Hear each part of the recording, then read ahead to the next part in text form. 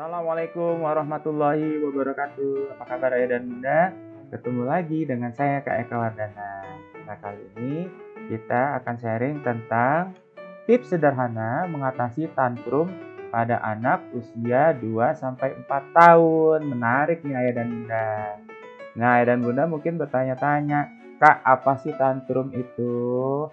Tantrum ayah dan bunda adalah ledakan emosi yang biasanya ditandai dengan menjerit, anak berteriak, kemudian dia membangkang kalau disuruh, menangis, marah, dan lain sebagainya nih ayah dan bunda. Nah, bagaimana cara mengatasinya ya? Mari kita simak ayah dan bunda. Yang pertama adalah mengalihkan ayah dan bunda. Jadi kalau ada anak tantrum mungkin kita bisa alihkan dia dengan mau nggak kue atau ditawari mainan. Nah kalau masih belum bisa juga mungkin kita bisa alihkan perhatiannya misalnya dengan bilang, lihat ada apa itu di sana. Nah kalau misalnya ini nggak bisa juga, kita bisa berikan dia pilihan. Misalnya gini, kita pulang lewat mana ya? Lewat taman atau mall menurut kamu? Atau kita beli apa ya buat ayah, kue atau gorengan nih. Nah ketika dia memikirkan pilihannya, mungkin tantrumnya akan teralihkan. Kemudian apalagi ketika anak tantrum, kita bisa melakukan langkah kedua, yaitu berkata lembut dan tinggalkan dia ya dan bunda. Misalnya gini, kita bisik kepada dia, ayah nggak bisa perhatikan kamu kalau kamu masih teriak-teriak. Nah, nanti kalau kamu sudah tenang bilang ke ayah ya. Kemudian kita tinggalkan dia. Nah, tapi syaratnya adalah tinggalkan dia di tempat yang aman.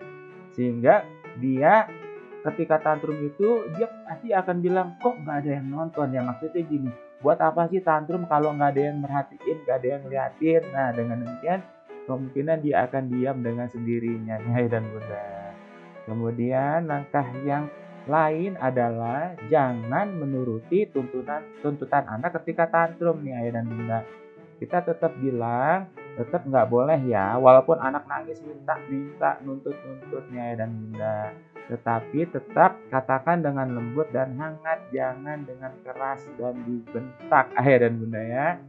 Kemudian langkah yang lain adalah gendong dan bawa dia pergi, terutama ketika anak tantrum di tempat umum yang banyak gangguannya nih. Kalau kita mau ngomong sama anak secara personal, banyak gangguan banget nih, takut ngeganggu juga orang sekitar. Maka yang perlu kita lakukan adalah gendong dan bawa dia pergi. Kita bilang, ayah atau bunda bawa pergi kamu dari sini ya, kecuali kalau kamu bisa diem nih, kita bisa terusin di sini, tapi kalau enggak kita keluar dulu sampai kamu diem. Nah kayak gitu.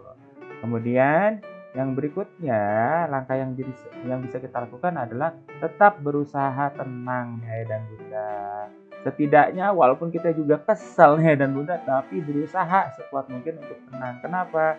Karena nanti anak belajar dari orang tuanya. Kan orang tua adalah teladan sikap yang baik buat anaknya. Sehingga kalau kita tetap tenang, anak juga akan belajar, oh begini caranya menghadapi masalah gitu ya dan bunda.